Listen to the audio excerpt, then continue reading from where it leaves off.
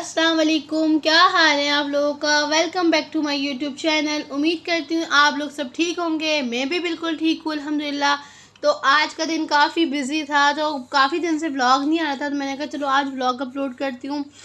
Busy इतनी हो रही है, रूटीन के टाइम ही नहीं मिलता व्लॉग बनाने का।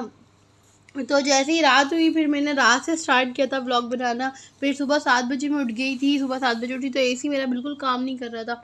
फिर मैंने इनके बाबा को कहा कि भाई आपने एसी सही करवाना है, आज किसी भी हाल में गर्मी इतनी हो रही है। फिर मैं सुबह उठी, फिर बेडशीट वगैरह चेंज की और नीचे के जो बेड पे बिछाने वाला कपड़ा होता है वो मैंने धुलवाया था। कपड़े इतने ज़्यादा हो रहे थे तो मैंने मासी को कॉल कर दी थी। वो मैंने कहा आप आ जाओ, तो कपड़े धोने के लिए आ गई थी। मैंने कहा जब थोड़ी शाम हो जाए तो जब आना। फिर मेरी बेटी मुझे इतना तंग करती है ना, बेडशीट बिछाने में, हर काम करने में बहुत तंग करने लग गई, क्योंकि ये अब घुटने घुटने चलने लग गई है माशाल्लाह से।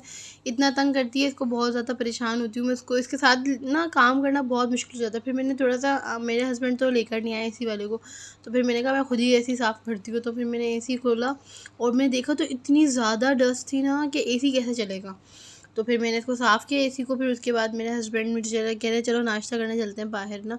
तो फिर मैं उनके साथ नाश्ता करने चली गई। हम नाश्ता करने के लिए गए तो इतनी शदीद गर्मी थी कि गाड़ी में भी मुझे गर्मी लग रही थी, जबकि गाड़ी में एसी चल रहा था तो एसी भी काम नहीं कर रहा था, इतनी गर्मी थी।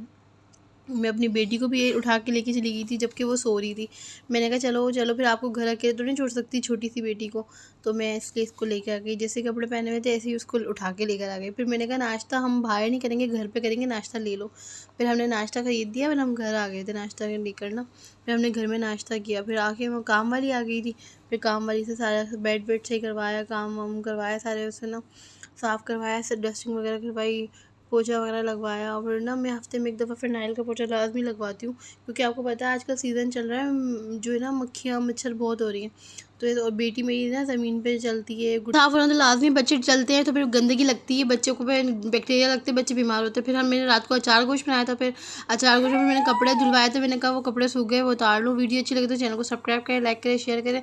ऐसे ही मिलते हैं आपको नए ब्लॉग में। चैनल को लाज़मी सब्सक्राइब कीजिएगा। थैंक यू, अल्लाह हाफ़िज़।